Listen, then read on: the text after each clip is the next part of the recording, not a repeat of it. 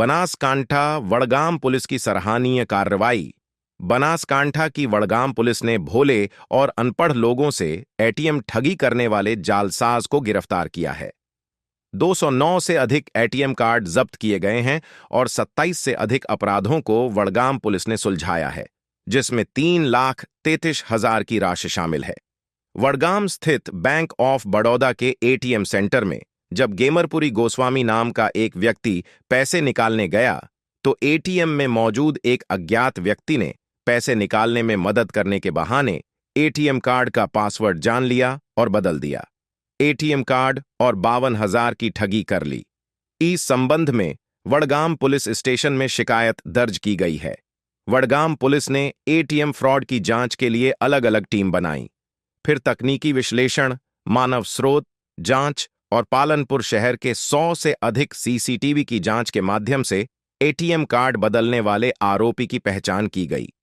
हालांकि पुलिस ने अहमदाबाद के जूहापुरा से आरोपी मोहम्मद सोहेल लाल मेमन को साबरकांठा से उठा लिया।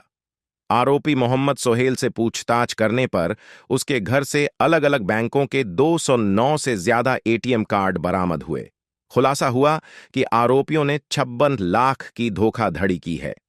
आरोपी की कार्यप्रणाली के मुताबिक वह एटीएम के पास खड़ा रहता था और जब कोई अनपढ़ या भोला भाला व्यक्ति पैसे निकालने आता था, तो वह उन्हें विश्वास में लेकर एटीएम का पासवर्ड जान लेता था और कार्ड बदल लेता था। हालांकि आरोपी अपने वाहनों से गुजरात के छोटे शहरों और गांवों में बैंक एटीएम मशीनों के आसपास नजर रखता था।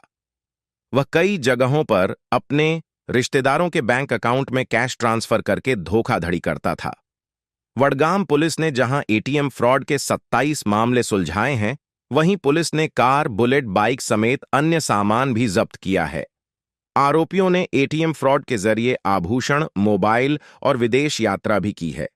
पुलिस ने अब तक आरोपियों के पास से 3.3 करोड़ की रकम बरामद की है और अभी भी पुलिस को उम्मीद है कि आरोपियों के पास से 500 से ज्यादा एटीएम जब्त किए जाएंगे और अन्य लाखों की रकम भी जब्त की जाएगी।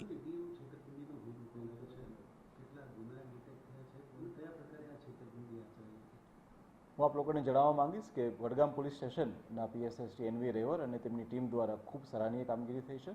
જે બનાવ છે તે અંતર્ગત તારીખ 10/5/2024ના રોજ અમારી પાસે એક ફરિયાદી આવે છે, જેમનું નામ છે ઘેમરપુરી શંભુપુરી ગોસ્વામી, કે જેમાં તે જણાવે છે કે બેંક ઓફ બરોડાના એટીએમમાં જ્યારે એ પૈસા ઉપાડવા ગયા હતા ત્યારે એક વ્યક્તિ એની પાસે આવે છે અને એને મદદ કરવાના બહાને એનું એટીએમ જે છે એ બદલી લઈ અને સ્વેપ કરી અને ત્યારબાદ તેમની સાથે 52,000 રૂપિયાની છેતરપિંડી થઈ જાય છે। આ વસ્તુની જાણ થતાં જ અમારા લોકલ વડગામ પોલીસ ખૂબ સતર્ક થઈ ગયા। તેમના દ્વારા ત્યાં 2 અલગ અલગ ટીમોનું ગઠન કરવામાં આવે છે અને ત્યારબાદ 100થી વધારે સીસીટીવી કેમેરાને ઉપર ફોકસ કરવામાં આવે છે।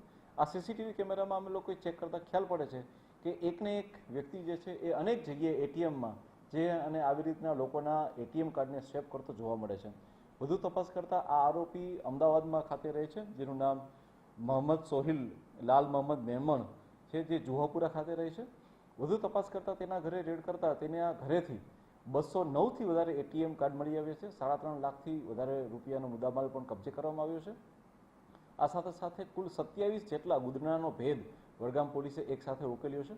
આપણે જણાવવા માંગીશ કે આ જે વ્યક્તિ છે તેના દ્વારા જે એની મોડેસ ઓપરેન્ડી છે એ નાના ગામડાઓમાં, બીજા નાના ટાઉનની અંદર કે જ્યાં અભણ લોકો જેને એટીએમમાં વધારે ખ્યાલ નથી પડતો તે લોકોને મદદ કરવાનું બહાનું કરી અને તેનું એટીએમ કાર્ડ સ્વેપ કરવામાં આવે છે અને ત્યારબાદ એના જ એટીએમ દ્વારા પોતાને પત્ની અને તેના શાળાના એકાઉન્ટમાં એટીએમ મારફતે પૈસા ટ્રાન્સફર કરવામાં આવે છે। ઘણી જગ્યાએ કેસ ઉપાડવામાં આવે છે અને ત્યારબાદ જે એનું એટીએમ ખાલી થઈ જાય છે ત્યારે બીજા કોઈ વ્યક્તિને પકડી અને ફરીથી એ એટીએમ તેને આપીને એટીએમ સ્વેપ કરવામાં આવે છે। આ રીતે અત્યાર સુધીમાં કુલ 27 જેટલા ગુનાનો ભેદ ઉકેલાવાનો છે। હાલમાં હજી પણ અમારી ટીમ આ વસ્તુ પર કામ કરી રહી છે અને આગળના ભવિષ્યમાં આ જે 209 જેટલા એટીએમ છે આની અંદર બી અમે લોકો જે છે એ વધારે સફળતા મેળવીશું।